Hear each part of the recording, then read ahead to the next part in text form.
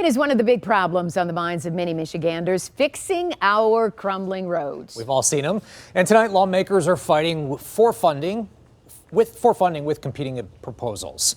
Some of the ideas including adding to vehicle registration fees, adding tolls to freeways, shifting income tax money, and increasing fuel taxes. 7 News Detroit reporter Sarah Michaels is walking us through who is proposing what and listening to drivers about how they feel about the options.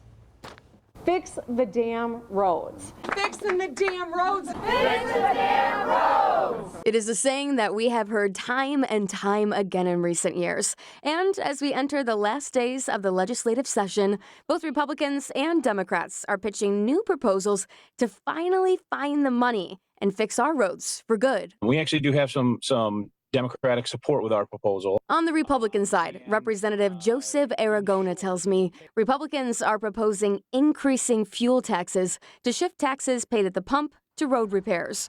They're also suggesting exempting fuel purchases from the state sales tax and shifting state corporate income tax money to road funding. So, if you're going to get taxed on roads or on your gas to drive in your car to travel on roads, shouldn't those tax dollars go to repairing roads? Democrats published their proposals on December 5th. I reached out to them to learn more, but they declined to interview on the topic.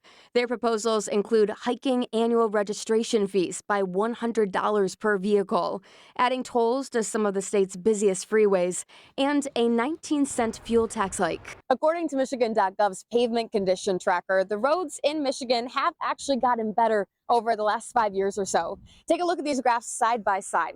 They show that the lanes in Michigan that are in good condition have actually gone up by about 5%, while the lanes in Michigan that are in poor condition have gone down by about 8%. What do you think about Michigan's roads?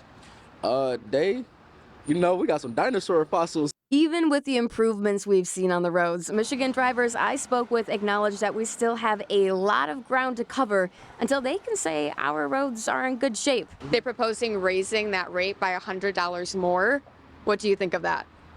I don't like that. To add tolls to some of the state's busiest freeways? Okay.